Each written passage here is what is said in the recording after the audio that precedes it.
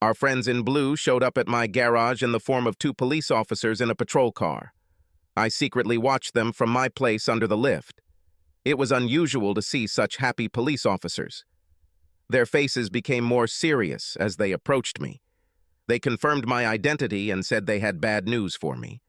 Something happened to my wife in our house and she was in the hospital, but they couldn't go into detail. I tried to leave right away, but they stopped me, wanting some answers. "Can you explain where you have been for the last 3 hours, sir?" "Yes, officer, I've been here all day. Just ask my two mechanics. Sorry, I actually snuck out for 10 minutes around 11 a.m. to get us coffee." One of the policemen came over to chat with Mike and Pete. Another wrote down which coffee shop I was at. "Can you show me your car, sir?" he asked. "Of course, my truck is outside." I took him outside to my pride and joy. The thorough bastard combed the interior, then opened the hood and felt the engine, cold as a stone. "That's it, sir. You can go to the hospital." I had a look of concern on my face as the hospital staff member explained the extent of Kate's injuries, the fact that she had received a blood transfusion, and then informed me that she was now undergoing surgery. I thought it was very unprofessional of the doctor to half-smile the entire time he was talking to me. On leaving the hospital, I was intercepted by the same two policemen who were in the garage earlier. They wanted some more answers. We retired to the hospital cafeteria for some much-needed coffee. They wanted to know how my relationship with my wife was. I explained that we met and got married relatively late, 8 years ago. Kate worked successfully as an attorney for a large local firm. She basically wanted to have children but resisted my pressure until she was almost 40 years old because she wanted to establish herself in her job. They asked me why she was home on a weekday. I explained that Kate had quit her job a month ago to rest before her pregnancy, a sort of vacation before at least 10 years of domestic service. I then added in conclusion that I love my wife and we are doing well and are looking forward to having a baby. They asked me if I knew a certain John Barton. When I answered no and asked why they were asking, they avoided answering and walked away. I knew I could rely on my guys to lock the garage, so I went straight home. 2 forensic scientists and 1 detective were searching the house. The detective introduced himself and explained what he knew. He then asked me the same questions as the previous officers, plus 1 new one. "Can you explain why we found a few drops of blood in the downstairs toilet, sir?" "Sorry, I have no idea, detective." "Now, can I ask you something? It is clear that you are not treating this as an accident, and also that I am being treated as a suspect. Can you assure me that you are not concentrating on me as the only subject, but are also looking for the real culprit?"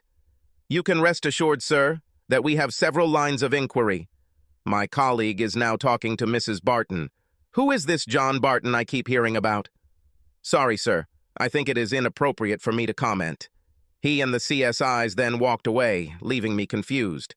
I went upstairs to the master bedroom and looked at the scene that was playing out. I would be really shocked if I was watching it for the first time. Earlier in the day, around 10 a.m. at work, I started thinking about sex. There is nothing unusual about this. They say guys think about sex an average of 67 times per waking hour. Let me tell you that men who have been virtually cut off from their wives for a month can at least double that. Since Kate left work, our 2-3 times a week has dropped to almost 0. Kate was either in a bad mood, bored and depressed, or too tired. Personally, I thought it was because her normal life was almost over and she was just scared. Being a caring husband, I didn't want to put pressure on her. She will come out of her fear at her own pace. I knew that my life would change after having children, but I understood that her life would be turned upside down. I kept daydreaming about what our sex life was like in the early years of our marriage. Anywhere, anytime, in any case. We made an effort to keep it fresh and new for as long as our imaginations continued to exist, and then slowly fell into the automatic mode that 2 long-term partners often fall into. I snapped out of my stupor. I knew what to do. Bring back spontaneity. Go home right now and have sex with Kate until you're unconscious. Okay. The decision has been made. It's time to get out and go home. I told Mick and Pete. I was going away for a while. Pete asked if I could take the car he had just finished servicing for a test drive. When I got home, I was disappointed to see an unfamiliar car in the driveway. Damn it, my friend's visit ruined my plans. I decided to go in anyway. Maybe my friend could be persuaded to leave, and my plans could be saved. Without any suspicion or attempt to hide, I opened the front door. My hair immediately stood on end, and I knew my marriage was over. The obvious sounds of ecstatic sexual activity literally thundered down the stairs. It was almost a reflex action to pull out the phone and start recording video. Whenever a client brought the car to the garage, I always took a quick video recording so that we wouldn't be accused of scratching it. With my heart pounding, I ran up the steps and peered through the bedroom door, video camera at the ready. Yes, it was Kate. And yes, it was some guy I didn't recognize happily having her on our bed. Fighting the urge to pounce and kill, I turned away. I can honestly say that this was the hardest thing I have ever done in my life. My legs could no longer support me, and I collapsed on the floor right outside the door. Completely devastated, I was only dimly aware that they were reaching their peaks just around the corner. I don't know how long I stayed there, but gradually it dawned on me that all the sounds of their adultery had stopped and only conversations could be heard. It was just as bad and still tore me to the core. I knew I had to get out of earshot to give myself time to think. I instinctively knew that any reaction I made based on emotion would, at the very least, land him in the hospital and me in prison. I needed time to think. I quietly got up from the floor, tiptoed downstairs, and collapsed on the sofa. Away from the sights, smells, and most of the sounds of betrayal, I was free from emotional distractions. I did what I knew best and came up with a plan. Get him out of the room and out of sight, beat the crap out of him where there won't be too many bruises. The stomach should be in perfect order. Then throw him out the back door naked. Come back for her and throw her naked out the door. This should give them the right impression and give me complete freedom. Without bruises and witnesses, I hope I can avoid trial. Luckily, I had the perfect shock weapon in my workshop. 2 years ago, I served in the Army Reserve, National Guard, where my skills earned me the task of clearing the trucks we took back to base. That's where I found a small device that would now come in handy. Police call them stun grenades. Slightly larger than a regular grenade, they are basically a small canister with a lever pin ignition mechanism. They were specifically made for hostage rescue and were designed to cause little physical damage so that they could be thrown into a room full of innocent people without any significant harm. However, the explosion is accompanied by a flash with a power of 8 million candles and a shock sound of 170 decibels. The flash alone can stun a person to the extreme for at least 5 seconds. My mind, driven by my newly acquired hatred, quickly formed the rest of the plan. I didn't want to ruin my house, so I couldn't just throw a grenade on the floor. I took out the device and quickly glued a short piece of rope to it, then put a loop on the end of the rope. Having thus prepared, I tiptoed upstairs. As I got closer, I realized that secrecy was no longer necessary. I clearly heard men's moans coming from behind the bedroom door. Pausing only to pick up my phone from the floor outside the door where I had dropped it, I glanced around the door frame. It was heard that the second round of sex was in full swing. My wife satisfied her lover by caressing his manhood below the waist. Having mentally rehearsed the sequence of events I had decided to do, I took a deep breath and took action. One step into the room, loop the end of the rope around the hook on the bottom of the light fixture, leaving the device hanging halfway to the floor. Pull out the pin, put it in your pocket, and walk out the door again, pressing your fingers tightly to your ears and closing your eyes tightly. Even with my precautions, the effect was amazing. I clearly felt the shock wave and the bright reflected light through my eyelids. Following the plan, I jump into the room again, ready for action. This time it was my turn to be surprised. I don't know exactly what I expected to see, but it was nothing like the scene that appeared before me. Mr. Anonymous was lying on his back on the bed, and his manhood below the waist was clearly damaged. Either nature was extremely unkind to him, or something was missing.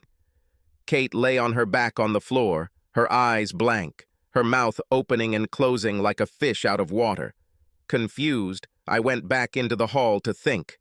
My thoughts were soon interrupted by two unholy screams from the bedroom, followed by various bangs and slamming doors. I began to realize that I was in deep shit. My plan had failed. Once again, I peered around the doorframe at the scene of carnage. The guy rolled out of bed and curled up on the floor, holding his groin, screeching like a banshee. Kate was nowhere to be seen, but apparently she was in the bathroom. We need to remove the evidence. I returned to the room, looked around, and quickly found the detonator mechanism for the device, adding it to the rope. I couldn't find anything else, so I concluded that everything else had been destroyed. I headed to the bathroom, very carefully. Kate was on her knees, vomiting into the toilet. I had no desire to go and help her, I just didn't care anymore. On my way to the door, I noticed something on the floor. I picked up a piece of flesh. It was warm and soft, and resembled the tip of a tongue. On the way to the front door, I went into the toilet on the first floor and flushed it. They wouldn't sew it back on. Trying not to squeal the tires, I rushed down the street, once again glad that we lived so far from the neighboring houses. Halfway to the garage, I dumped my pockets into a roadside trash can. 10 minutes later, I was back in the small garage that I called work. I called Pete and Mike, two dirty, oil-stained guys who I call my employees and friends. They hurried to me, seeing that I was alarmed. "Guys, I need you to be my alibi for the last 45 minutes. What do you say?" "Of course, boss," was heard almost simultaneously. "Well, before you agree so quickly, I must tell you that what I did is very serious, and once I explain to you what it is, you may not be so quick to answer. I don't know what I'll be charged with, but it could mean jail time." Before explaining this to them, I went into my office and threw on my dirty old overalls. I then walked over to the trash can and grabbed an oily rag, rubbing it into my face and hands. I didn't know when the police would show up here, but I expected them. The guys looked at me a little stunned. I briefly told them about recent events. Mike was the first to break. He tried to hold on for a good 15 seconds and then burst out laughing. This broke the ice for Pete, who soon joined Mike and me in uncontrollable hooting. It was a full 5 minutes before we all regained control, and with handshakes and promises of support, they returned to their oily engine bays. Over the next hour, spontaneous chuckles were heard from various dingy rooms. My wife Kate was about to reap the reward she deserved for keeping her distance from my lowly friends in the past. I was cleaning up the master bedroom. That evening, I just washed the bathroom floor. I decided to just throw out the bedding and made a mental note to buy a new rug for the bedroom. Torn curtains will also have to be removed. I tried to stay busy, avoiding thoughts. This process was not helped by constant phone calls and knocking on the door. Yes, the media was in feeding frenzy mode. The combination of adultery and a guy having his manhood bitten off was a story sent from heaven to him. I opened the door only once and soon turned off the phone. Finally, with nothing to distract me, I began to do some soul-searching. Do I regret what I did? Strange, but no. I hated cheaters with a passion. I've seen too many guys turn into women when they catch their partners. The funny thing is that even before lunch, I was ready to bet my life on the fact that my wife shared this passion. I was stunned that I was so wrong. Not to mention I was completely taken aback by Kate's motivation. She seemed to be as devoted to me as I was to her, and our sex life was absolutely wonderful. Well, until recently, that was the case. After several hours of inner turmoil, I could only find one single clue. I remembered how the hairs on the back of my neck stood up 2 months ago when Kate announced that she was retiring to enjoy her last days of freedom. I expected her to work until at least the 7th month of pregnancy. Something about her saying she wanted one last hooray before having kids struck me as odd. My thoughts were interrupted by the ringing of my personal cell phone. Few people knew this number. Caller ID showed it was Kate's parents' number. They lived in the same state but about 3 hours away.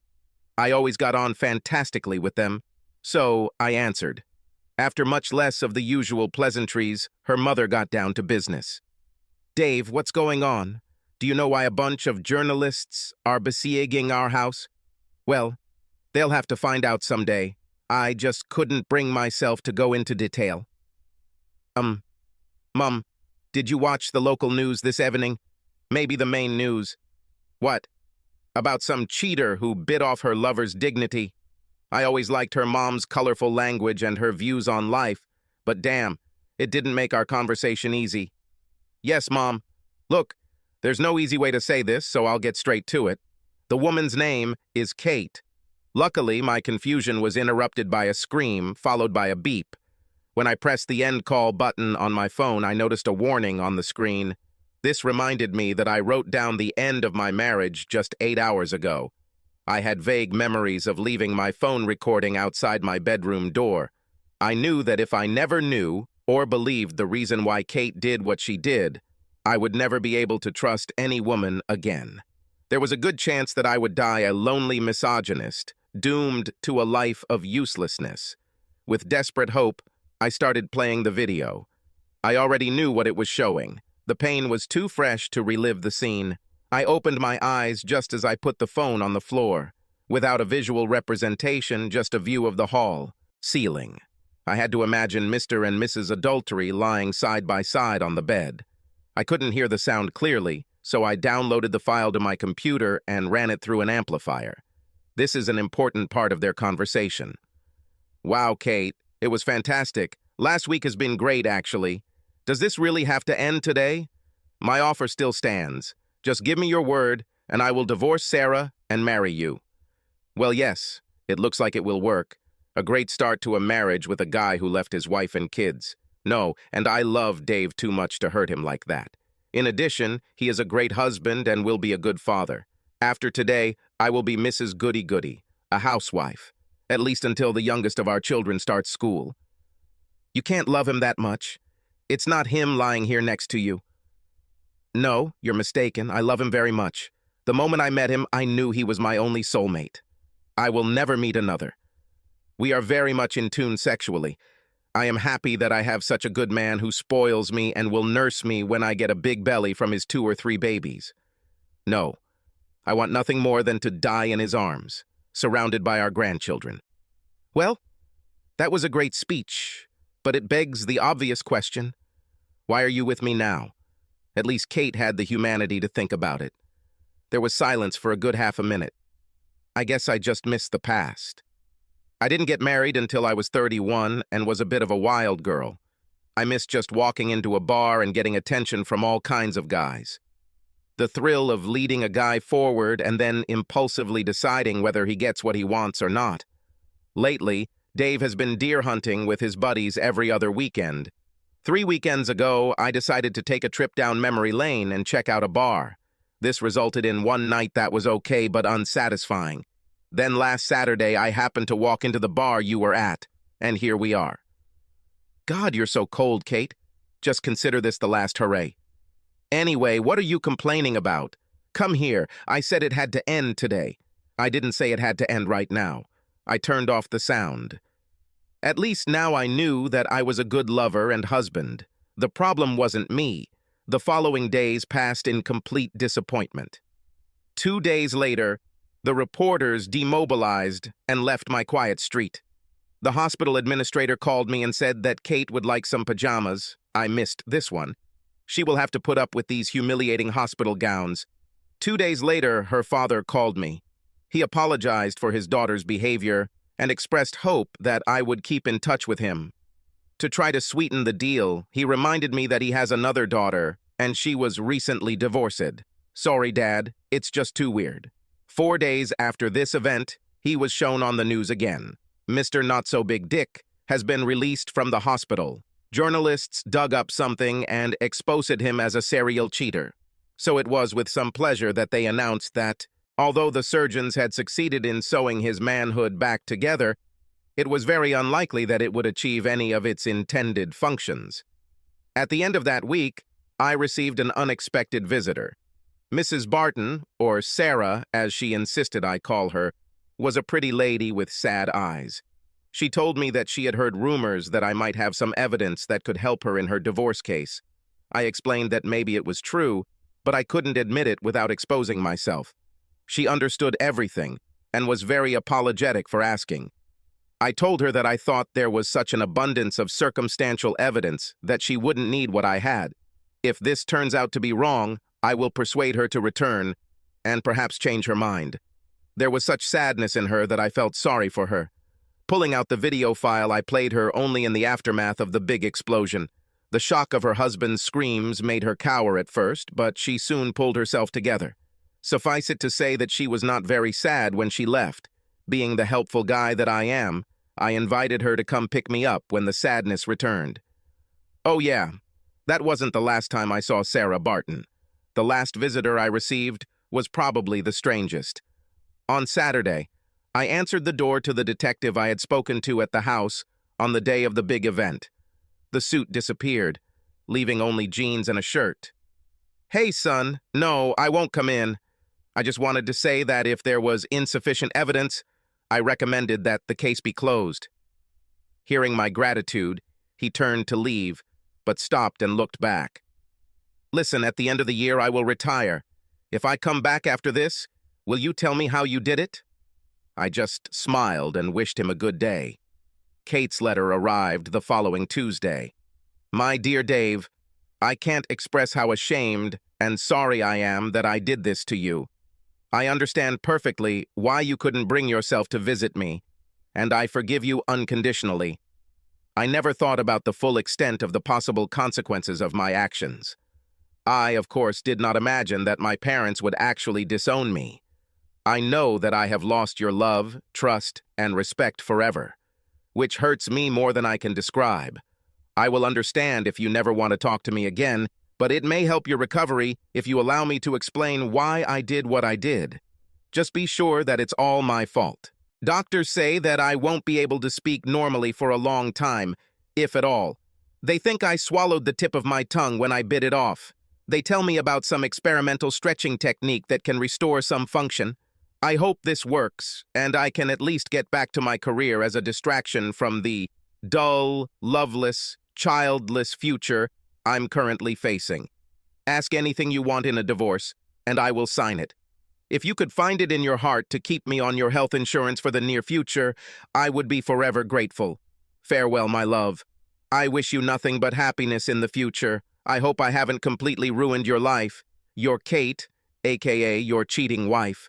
I must say that the letter touched me, so much so that I immediately reversed my previous decision and sent her pajamas to the hospital. Now, where are Mick and Pete's phone numbers? Do I owe them a beer? A keg each. Subscribe to our channel so that your second chaff doesn't cheat on you, and go ahead and listen to the next story, because this story is nothing compared to the next one. If you're under 18, don't even think about listening to the next one. Listening to the next one. Listening to the next one. Listening.